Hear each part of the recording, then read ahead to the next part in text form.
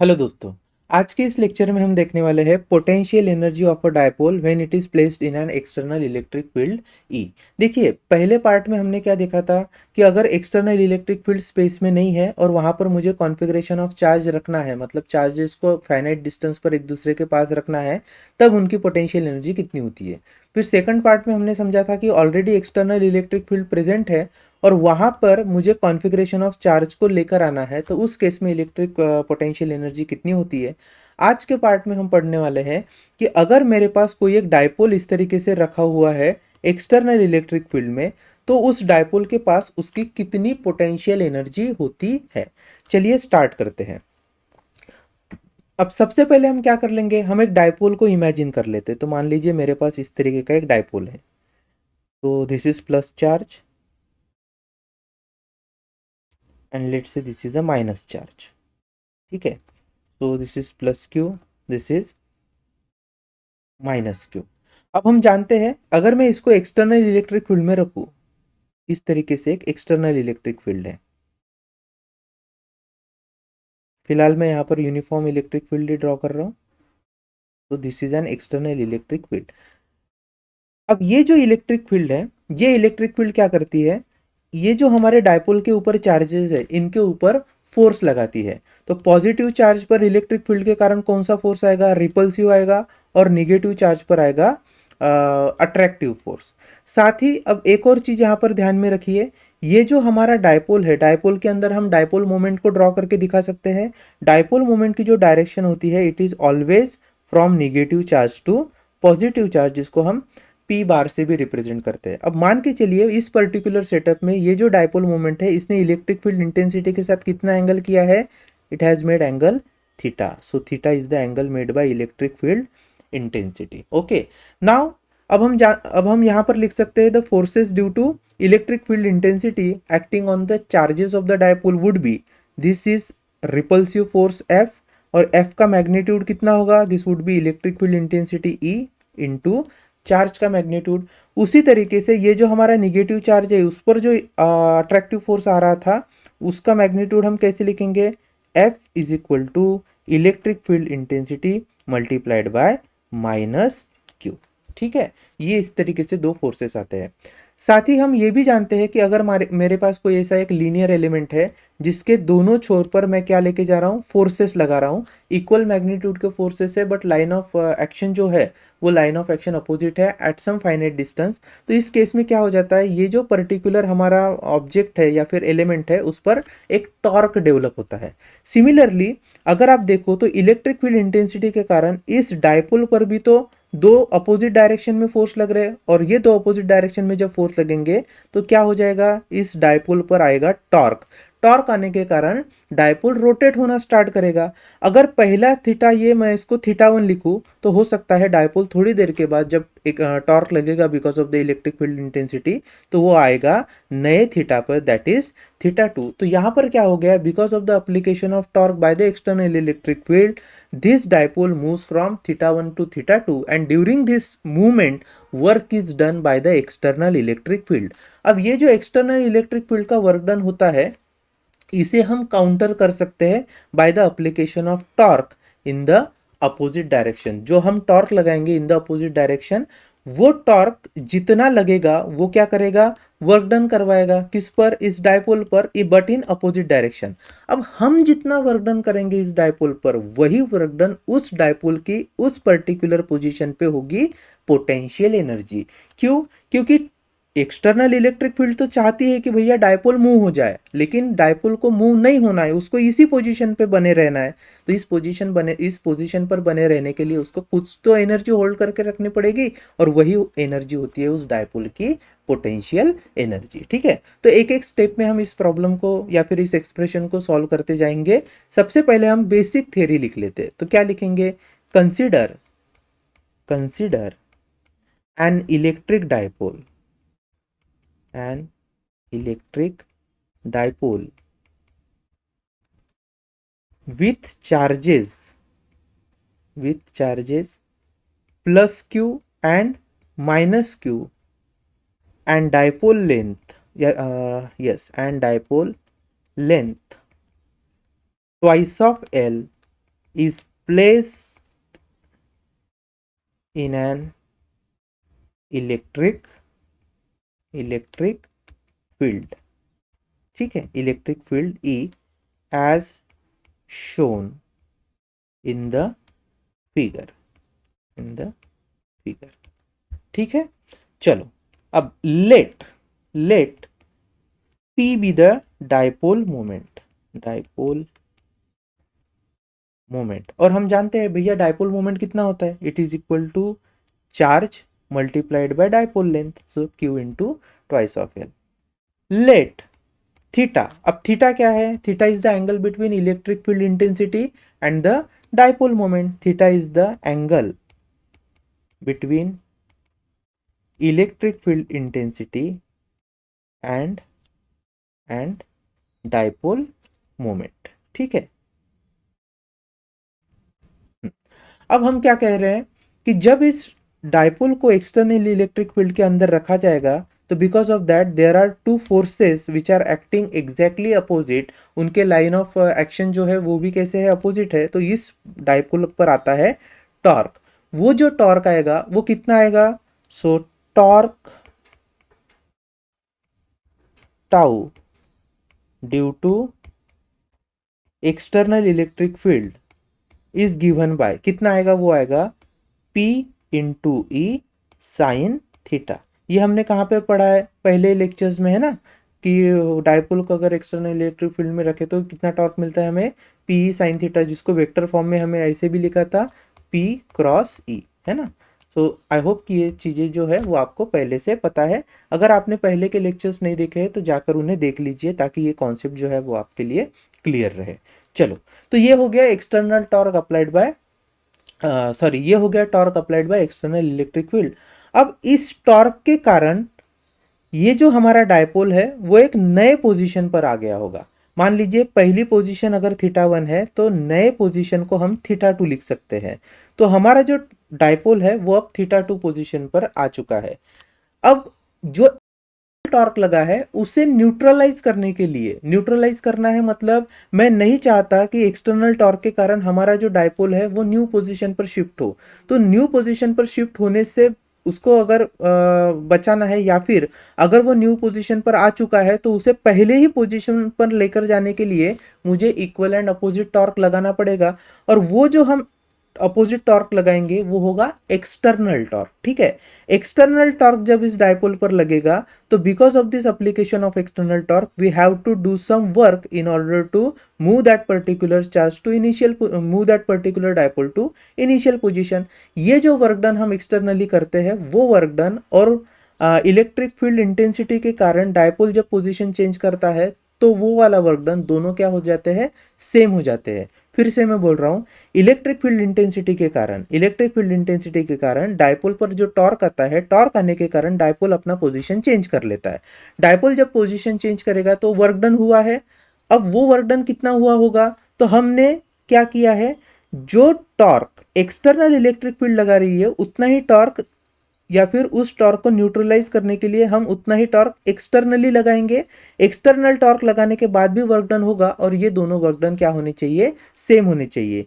जो work done हम करेंगे वही क्या होता है, उस पर्टिकुलर डायपोल की पोटेंशियल एनर्जी होता है। चलो फिर आगे हम इसे लिख लेते हैं।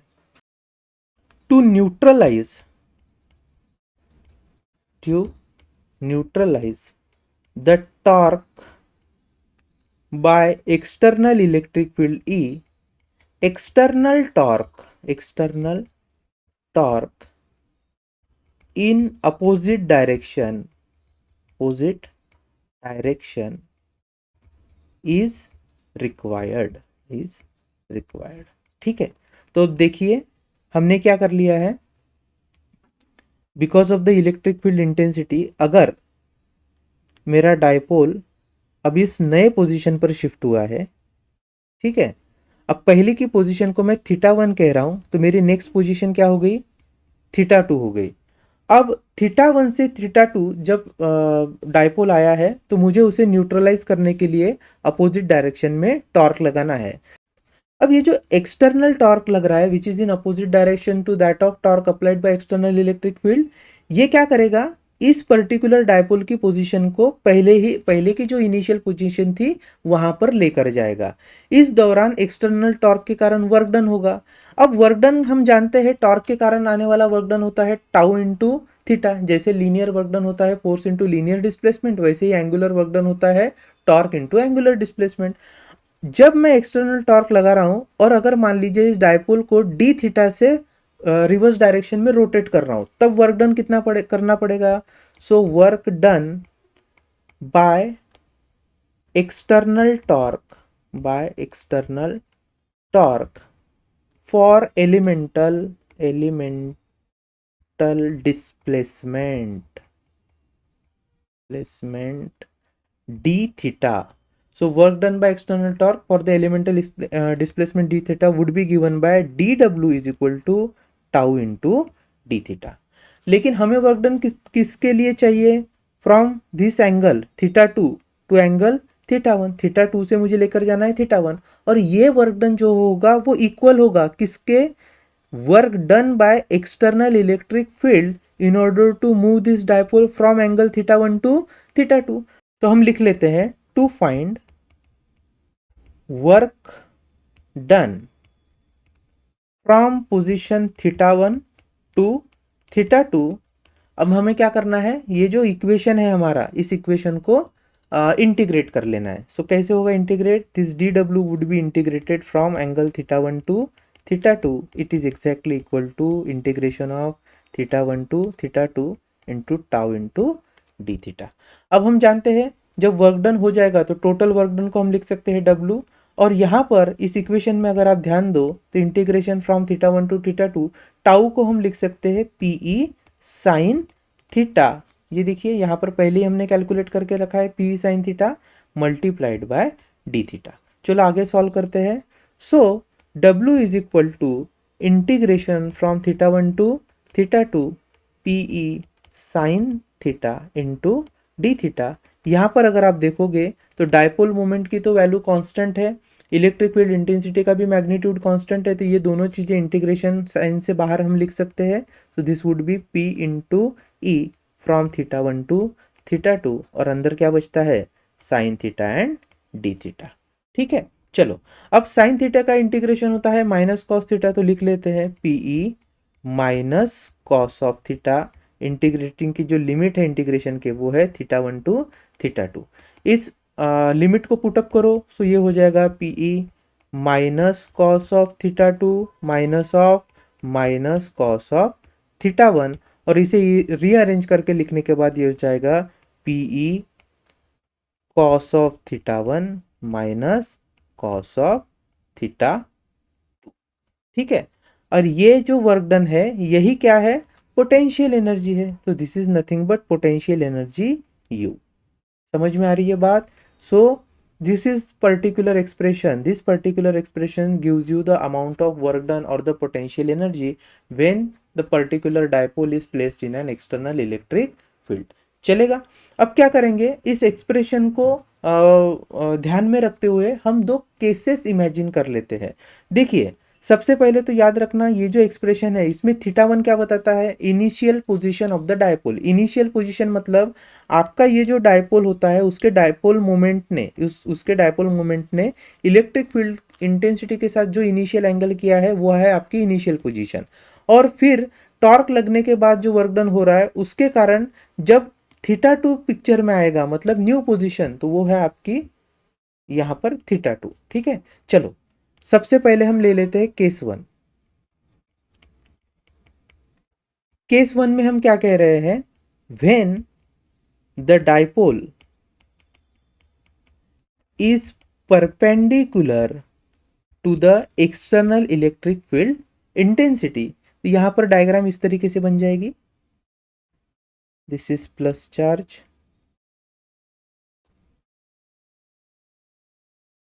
this is minus charge, so this is minus q and this is your plus q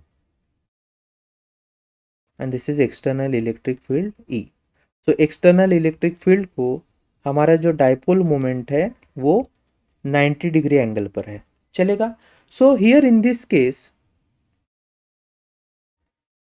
ठीक है, so here in this case initial position मतलब थीटा वन कितना है 90 डिग्री, और जब इस पर टॉर्क आएगा, टॉर्क आने के कारण हमारा डायपोल रोटेट हो जाएगा और सर्टन एंगल थीटा टू पे वो आ जाएगा।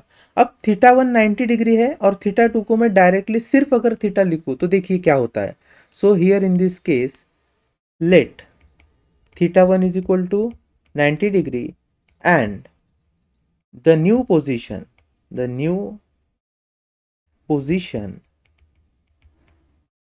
theta 2 is considered as theta, then work done क्या हो जाएगा, वर्क डन या potential energy U would be equal to P into E cos of theta one की वैल्यू है 90 degree, so cos of 90 minus cos of theta. चलेगा। अब हम जानते हैं cos 90 की वैल्यू कितनी होती है 0, so this becomes PE minus cos of theta. So this expression U would be equal to minus of PE cos of theta. चलेगा। This is the basic expression. ये हो गई फर्स्ट केस। अब second case में हम क्या करेंगे, ये जो हमारा डायपोल है जिसे पहले केस में परपेंडिकुलर रखा है, सेकंड केस में हम इसे पैरेलल रखते हैं with respect to external electric field. चलिए, so case 2, here the dipole is parallel with external electric field E initially. तो यहां पर क्या हो जाएगा, थीटा वन की वैल्यू हो जाएगी 0 डिग्री एंड जो न्यू पोजीशन होगी, अगर मैं उस पर्टिकुलर डायपोल को किसी पर्टिकुलर एंगल से रोटेट कर दूं तो थीटा टू को हम लिख लेंगे थीटा। चलिए मैं आपको करके दिखाता हूं। मान लो ये मेरा डायपोल है, minus charge, this is plus charge, और ये हो गया डायपोल। ठीक है, तो this is the dipole moment, मैं रेड कलर से मार्क करके दिखा रहा हूं। और इसको हमने कैसे किया है अरेंज, इसको हमने पैरेलल अरेंज किया है with respect to external electric field E, तभी तो इन दोनों के बीच का एंगल कितना हुआ है 0 degree.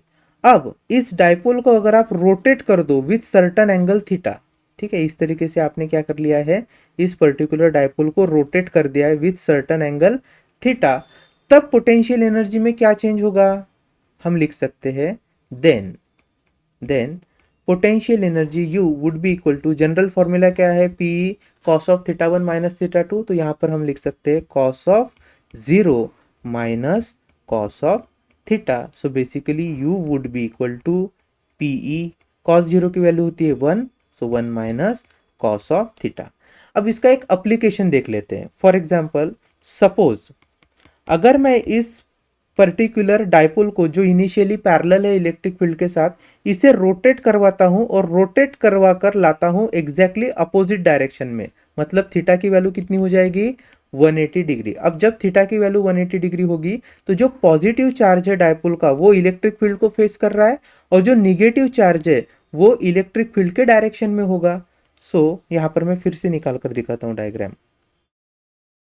This is now my first plus charge, ये हो गया माइनस चार्ज, और डायरेक्शन ऑफ इलेक्ट्रिक फील्ड कैसी है, the direction of electric field is इनके अपोजिट, मतलब डायपोल मोमेंट P और डायरेक्शन ऑफ इलेक्ट्रिक फील्ड ये एंटी पैरेलल हो गए। सो मैं यहां पर लिख रहा हूं suppose the dipole is rotated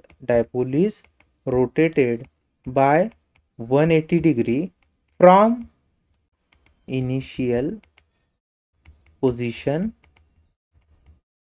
0 degree. So 0 degree से मैं 180 डिग्री पर लेकर आ रहा हूँ, तब पोटेंशियल एनर्जी कितनी आएगी, which would be equal to PE 1 minus cos of 180। ठीक है, ये फॉर्मूले को हम यहाँ पर यूज कर रहे हैं। सो this would become PE cos of 180 is -1, so 1 minus -1 is +1, so ultimately this is 2 times of potential energy. ये जो है ये मैक्सिमम पोटेंशियल एनर्जी होती है किसी भी डायपोल की जब वो इलेक्ट्रिक फील्ड में एंटी पैरेलल अरेंज करके रखा जाता है। So this is the maximum potential energy, इसको आप अच्छे से याद रखना। हाँ, this is the maximum potential energy of dipole in an external electric field. तो फिर मिनिमम पोटेंशियल एनर्जी कब होगी भाई? मिनिमम पोटेंशियल एनर्जी तब होगी जब डाइपोल को हमने पैरेलल अरेंज करके रखा है, ठीक है। So when dipole is parallel, that is the theta or the angle between dipole moment and electric field intensity is zero, the potential energy is minimum, इस बात को याद रखना। and when the dipole moment is anti parallel to the external electric field, its potential energy is maximum, याद रहेगा आपको। चलिए अब हम क्या कर लेते हैं, कुछ solve numerical, then unsolved numerical और सीईटी के जो मेन क्वेश्चंस है जो इस टॉपिक पर अभी इसके पहले पूछे जा चुके हैं, उनमें से कुछ इंपॉर्टेंट क्वेश्चंस को सॉल्व करते हैं। चलिए आगे बढ़ते हैं। अब हमें सॉल्व एग्जाम्पल में क्या दिया है? सबसे पहला एग्जाम्पल दिया है 8.14 में, an electric dipole consist of two opposite charges each of magnitude 1 microcoulomb separated by 2 centimetre. तो हम अगर देखना चाहे तो गिवन डेटा अगर लिखे, ठीक है, गिवन डेटा तो क्या दिया है? मैग्नीट्यूड ऑफ चार्ज दिया है which is 1 microcoulomb, which is nothing but 1 into 10⁻⁻⁶ coulomb. Then dipole length D है which is twice of L, given as 2 centimetre, तो 2 सेंटीमीटर को मैं लिख सकता हूँ 2 इंटू 10⁻⁻² मीटर। बाद में क्या बोला है? The dipole is placed in an external field of 10⁵ newton पर कूलम। इसका मतलब है हमें इलेक्ट्रिक फील्ड इंटेंसिटी की भी वैल्यू दी है विच इज 10⁵ न्यूटन पर कूलम। ओके, सो इस तरीके से हो गया। आगे क्या पूछा है? We have to find the maximum torque exerted by the field on the dipole. अब देखिए मैक्सिमम टॉर्क के लिए इक्वेशन हमें पता है। First thing to find maximum torque, tau max. देखिए टाउ का एक्सप्रेशन होता है पीई साइन थीटा, और टाउ मैक्सिमम को कब होता है? जब साइन थीटा की वैल्यू कितनी होती है? 1। सो टाउ या फिर torque would be maximum, tau would be maximum when theta, that is angle between dipole moment and electric field intensity is 90 degree, so this would be equal to P into E। इतना समझ में आ रहा है? चलो solve कर लेते हैं। P is nothing but Q into 2 times of L, electric field intensity की वैल्यू हम यहाँ पर पुट करेंगे। चार्ज कितना दिया है? 1 microcoulomb, so 1 into 10⁻⁻6 multiplied by twice of L is the dipole length which is 2 into 10⁻⁻², so this is 2 into 10⁻⁻² into electric field intensity का magnitude कितना दिया है? 10⁵ न्यूटन पर कूलम। चलिए इसको सॉल्व करते हैं। तो बड़ा सिंपल सा क्वेश्चन है। This value would be equal to 2 into 10⁻⁻6, 10⁻² is 10⁻8, 10⁻8 and 10⁻+5 would be 10⁻3, so 2 into 10⁻³ Newton into meter, this would be the value of maximum torque acting upon the dipole। चलेगा? Okay, second part में हमें क्या पूछा है देख लेते हैं। the work to find the work the external agent will have to do in turning the dipole through 180 degrees starting from position theta is equal to 0। अब theta is equal to initial angle 0 है और final angle 180 degree है, तो हमें पता है to rotate dipole from 0 degree to, यहाँ पर लिख रहा हूं मैं, from 0 degree to 180 degree, the potential energy और the work done is equal to 2 times of P into E. तो चलो P और E की वैल्यू हमने पहले ही निकाल कर रखी है। ये जो है टाउ मैक्स जो है which is nothing but P, कितना निकला है वो? 2 इंटू 10⁻⁻3, उसे ही किससे मल्टीप्लाई करना होगा? 2 से मल्टीप्लाई करना होगा। तो लिखने के लिए यहाँ पर लिख रहा हूँ मैं 2 into P is nothing but Q into twice of L multiply by external electric field, जिसकी डायरेक्टली वैल्यू हमें पता चल चुकी है which is 2 into 10⁻⁻3। So my final answer would be 4 into 10⁻³ joules। This would be the amount of work done। ठीक है, very easy problem. अब हम एक्सरसाइज का एक क्वेश्चन सॉल्व करते हैं। चलिए यस, अब एक्सरसाइज के क्वेश्चन में देखिए क्या बोला है। The dipole moment of a water molecule is 6.3 into 10⁻³ coulomb metre. ठीक है, देखो अगर यहाँ पर मैं रफ में समझाता हूँ, एक वाटर मॉलिक्यूल किससे मिलकर बना होता है? वाटर मॉलिक्यूल बना होता है ऑक्सीजन से और दो हाइड्रोजन के एटम से। तो मैं इस तरीके से इनको ड्रॉ करके दिखा रहा हूँ। ठीक है, अब हम जानते हैं ऑक्सीजन पर कौन सा चार्ज होता है? निगेटिव। हाइड्रोजन पर कौन सा चार्ज होता है? Positive. This are hydrogen atom and this is oxygen atom. अगर आप देखो तो ऑक्सीजन ऑक्सीजन का जो मॉलिक्यूल है, ठीक है, तो ऑक्सीजन का मॉलिक्यूल जो होता है उसका चार्ज, नेगेटिव चार्ज उसके सेंटर पे कोइंसाइडेड है। और ये जो दो पर्टिकुलर हाइड्रोजन एटम है, इनके अगर दोनों चार्ज का सेंटर में अज्यूम करूँ तो चार्ज का सेंटर इन दोनों के बीच में कहीं तो आएगा। सो ये प्लस हो गया, ये माइनस हो गया। तो हम जानते हैं दो प्लस और मतलब एक प्लस और एक माइनस चार्ज को फाइनाइट डिस्टेंस पर रखा जाए तो वो क्या बन जाता है? एक डाइपोल। तो वाटर मॉलिक्यूल भी अपने आप में क्या होता है? एक डाइपोल होता है। ठीक है, अगर आपने इस बात को ध्यान से समझ लिया तो ये प्रॉब्लम बड़ा इजी है। तो चलो स्टार्ट करते हैं। सबसे पहले गिवन डेटा से हम देख लेते हैं एक एक चीजें। क्या बोला है? Dipole moment of water molecule. एक वाटर मॉलिक्यूल का डाइपोल मोमेंट हमें दिया है which is equal to 6.3 into 10⁻³ coulomb into metre. Coulomb into metre. ठीक है, देन क्या बोला है? A sample of water contains 10 to the power 21 molecules. So total number of molecules कितने दिए हैं वाटर के? n is equal to 10 to the power 21 molecules. Okay, चलो आगे क्या बोला है? Whose dipole moments are all oriented in an electric field of strength 2.5 into 10 to the power 5 newton पर कूलम। तो एक्सटर्नल इलेक्ट्रिक फील्ड भी दी है which is given as 2.5 into 10⁻⁵ newton पर कूलम। यहाँ एक और चीज समझने लायक है। उन्होंने बोला है इनके इनके जो सारे मॉलिक्यूल्स है उनके डायपोल मोमेंट जो है वो एक्सटर्नल इलेक्ट्रिक फील्ड के साथ ओरिएंटेड है। अब ओरिएंटेड है इसका मतलब क्या होगा?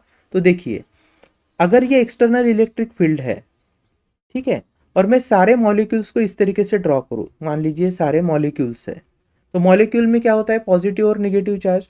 तो यहां पर जो निगेटिव चार्ज होगा वो इलेक्ट्रिक फील्ड को फेस करेगा और जो पॉजिटिव चार्ज होगा वो in the direction of electric field होगा। इसका मतलब ये हुआ कि सभी के सभी मॉलिक्यूल्स जो है उनका जो डायपोल मोमेंट है it is parallel to the external electric field. That is the basic meaning of orientation here. So जब वो कह रहे हैं कि whose dipole moments are all oriented मतलब सभी मॉलिक्यूल्स के जो डायपोल मोमेंट है they are parallel to external electric field. Now आगे क्या पूछा है?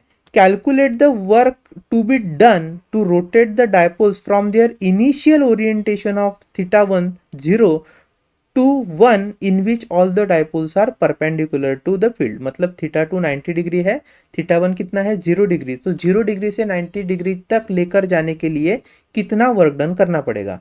सो हम जानते हैं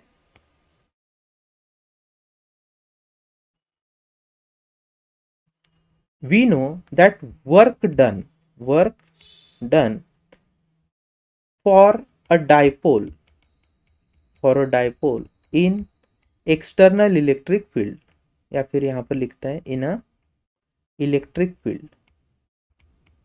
field is given by u is equal to PE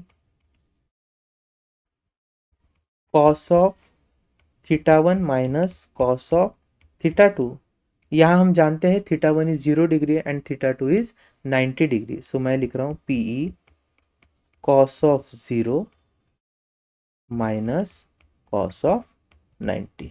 अब कॉस 90 की वैल्यू कितनी है? 0। कॉस 0 की वैल्यू होती है 1। सो अल्टीमेटली आपकी जो पोटेंशियल एनर्जी है that would be equal to only PE। अब देखिए P और E को हम निकाल सकते हैं। हमें P की वैल्यू पता है which is given as 6.3 into 10⁻³ coulomb metre और इलेक्ट्रिक फील्ड इंटेंसिटी भी हमें दे दी है। लेकिन ये जो वर्क डन है ये किसके लिए है?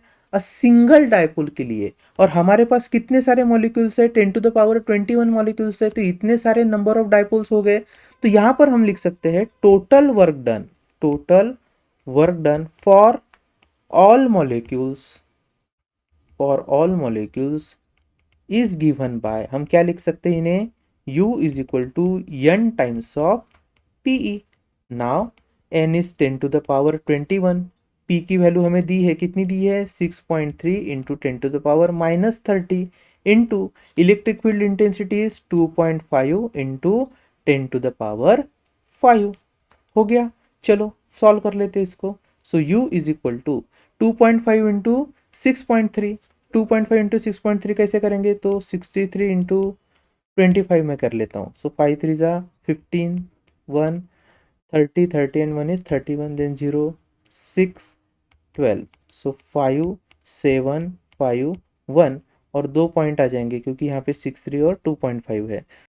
ठीक है, तो इसको हम यहाँ पर लिख लेते हैं, दिस इज इक्वल टू 15.75। अब बचता क्या है देखिए, 10 to the power 21, 10 to the power 5 is 10 to the power 26 और ये है 10 to the power -30। So 10 to the power 26 into 10 to the power -30 is 10 to the power -4। So this would be equal to 15.75 into 10 to the power -4 joule. This is your answer. और आपको जो दिया हुआ answer है यहाँ पे देख लीजिए, जो आंसर आपको दिया है वो क्या दिया है, 1.575 into 10 to the power -3 which matches with the answer. अगर हम डेसिमल को शिफ्ट कर लेंगे तो यही आंसर आएगा। ठीक है, तो यहाँ पर हमने सॉल्व एग्जाम्पल और एक्सरसाइज का क्वेश्चन देख लिया है। इसके बाद हम क्या करेंगे, कुछ एक प्रीवियस ईयर सीईटी के क्वेश्चन है उन्हें भी देख लेते हैं जो इस टॉपिक पर बेस्ड है। चलिए आगे बढ़ते हैं। तो अब सबसे पहला क्वेश्चन हमें क्या दिया है, an electric dipole 3 centimetre is placed with its axis making an angle of 60 degree. तो ये मान के चलिए एक इलेक्ट्रिक डायपोल अगर है, ठीक है, तो इलेक्ट्रिक डायपोल में इसने इलेक्ट्रिक फील्ड इंटेंसिटी के साथ इनिशियल एंगल कितना किया है, 60 डिग्री का वो एंगल है। फिर क्या बोला है, with a uniform electric field of 5 into 10 to the power 4 newton पर कूलम, मतलब इलेक्ट्रिक फील्ड इंटेंसिटी भी दे चुके हैं। It experiences a torque, torque भी हमें दिया है 9 into √3। The magnitude of charge on the dipole is, q की वैल्यू हमें पूछी है तो हम जानते हैं भैया टाउ इज इक्वल टू होता है पीई साइन थीटा। टाउ की वैल्यू हमें दी है, कितनी दी है 9√3। पी हमें पता है क्या होता है, q into 2 times of l which is the length of dipole multiplied by electric field intensity into sine of theta. चलो, so 9√3 is equal to q twice of l that is length of dipole. Length of dipole कितना है 3 centimetre, 3 centimetre is nothing but 3 into 10 to the power -2 metre. So 3 into 10 to the power -2 metre. Electric field intensity दी है, कितनी दी है 5 into 10 to the power 4। तो लिख लेते हैं इसको, into 5 into 10 to the power 4 into sine theta की वैल्यू कितनी दी है 60 डिग्री दी है। चलो सॉल्व कर लेते हैं। तो अगर आप यहाँ पर देखोगे तो 3 1 जा 3, 3 3 जा 9 हो जाएगा। साइन 60 कितना होता है √3/2। तो एक काम कर लेते हैं, पहले लिख लेते हैं। चलो देख लेते हैं इसको।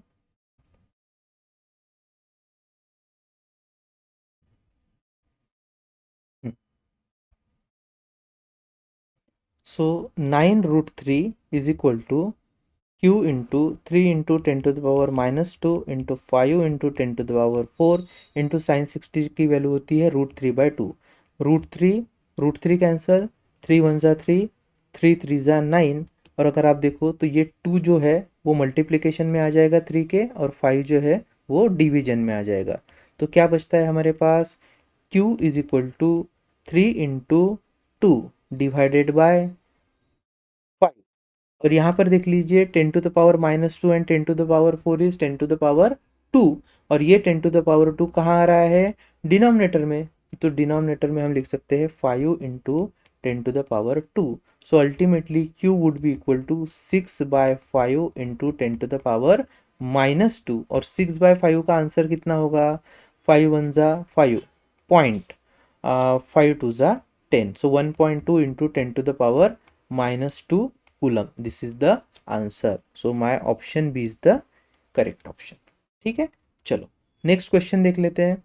नेक्स्ट क्वेश्चन में क्या बोला है, an electric dipole having dipole moment p is equal to q into twice of l is placed in a uniform electric field.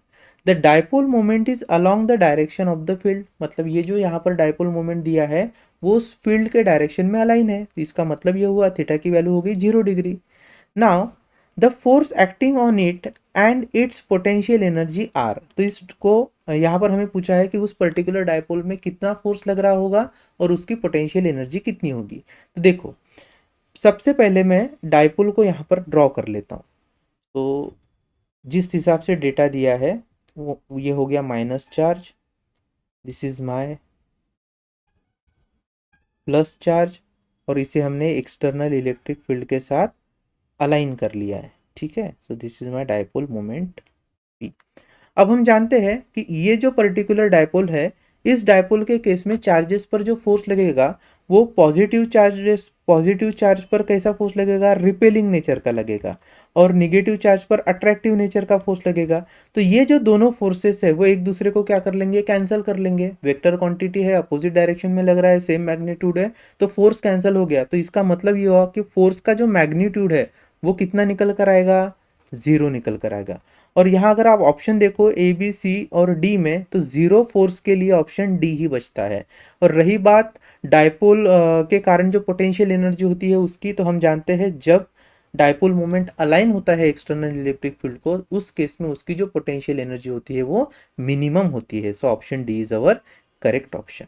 चलेगा, चलो नेक्स्ट क्वेश्चन देख लेते हैं। नेक्स्ट क्वेश्चन में क्या पूछा है, An electric dipole possesses maximum potential energy when the angle subtended by it with the direction of field is। देखिए जब वो डायपोल किसी भी एक्सटर्नल फील्ड में एक्सटर्नल इलेक्ट्रिक फील्ड में रखा जाएगा तो मैक्सिमम पोटेंशियल एनर्जी कब होती है, जब dipole moment is anti parallel to the external electric field. और एंटी पैरेलल का मतलब हुआ एंगल 180 डिग्री और पाई रेडियन। तो अगर डायपोल निकालना है यहाँ पर, ये this is my positive charge, this is my negative charge, और ये है external electric field, this is my external electric field. तो इस केस में जो डायपोल मोमेंट होता है, this dipole moment makes an angle of 180 degree that is pi radian, and here in this case potential energy is maximum. So सीधे सीधा option A is my correct option. चलो next question देख लेते हैं। क्या बोला है क्वेश्चन में, the work done in rotating a dipole placed parallel to the electric field through 180 degree, मतलब work done in rotating a dipole placed in parallel to the electric field through 180 degrees W। अगर मैं dipole को, पहले ये मेरा initial position है dipole का, ठीक है, जो एक्सटर्नल इलेक्ट्रिक फील्ड के साथ अलाइंड है, this is my dipole moment P। इसको अगर मैं 180 डिग्री से रोटेट कर लूँ तो जो वर्क डन आएगा वो कितना आता है, W आ रहा है वो बोल रहे हैं। तो हम जानते हैं दिस W और the work done to rotate that particular dipole through 180 degrees 2 times of P, थोड़ी देर पहले हमने देख लिया है, ठीक है। सो ये हो गया वर्क डन। नाउ आगे क्या पूछ रहे हैं, so the work done in rotating it through 60 degree कितना होगा। अब work done to rotate it through 60 degree would be W is equal to P into E. यहाँ पर ये फॉर 60 डिग्री में लिख रहा हूँ, ठीक है। ये पहला जो था फॉर 180 डिग्री था। चलो 60 degree, P is equal to cos of theta 1 minus cos of theta 2। अब कॉस 60 डिग्री है और इनिशियली वो कितना था, 0 डिग्री पे था, तो हम डायरेक्टली इसको लिख सकते हैं P इंटू ई 1 माइनस कॉस 60 की वैल्यू क्या होती है, 1/2। सो 1 माइनस 1/2 इज 1/2। सो ये आ गया PE upon 2। This is the potential energy, और इसको यहाँ पे मैं कंफ्यूज ना हो इसके लिए U के फॉर्म में लिख रहा हूँ। अब अगर आप पोटेंशियल एनर्जी को देखोगे तो ये जो पोटेंशियल एनर्जी है this is nothing but W/2, क्योंकि इस 2 को हम, इस W को अगर नीचे, W के नीचे अगर लेकर आएंगे तो हमारे पास बचेगा potential energy. So potential energy को I am writing here as W/2। So W/2 into 2, so final answer is W/4, ठीक है। This is my answer which is option D. चलो नेक्स्ट क्वेश्चन देख लेते हैं। अब नेक्स्ट क्वेश्चन में क्या पूछा है, an electric dipole of moment dipole moment P is lying along a uniform electric field intensity E, the work done in rotating the dipole through π/3 degree. अब π/3 मतलब होता है 60 डिग्री। हम जानते हैं वर्क डन और the potential energy is equal to PE cos of theta 1 minus cos of theta 2।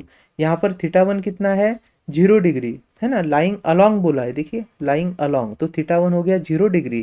तो यहाँ पर आंसर आ जाएगा ये PE into 1 - cos of π/3। π/3 is 60 degree, जिसकी वैल्यू होती है 1/2। So answer is PE 1 - 1/2, this is PE/2, and this is the potential energy or the work done. So option is D, PE/2। चलो, सो I hope यहाँ तक आपको अच्छे से समझ में आ गया होगा electric potential energy of dipole placed in an external electric field, किसके लिए एक्सप्रेशन हमने कैसे फाइंड किया, और उससे रिलेटेड कुछ न्यूमेरिकल्स भी हमने देख लिए। तो चलो मिलते हैं नेक्स्ट वीडियो में।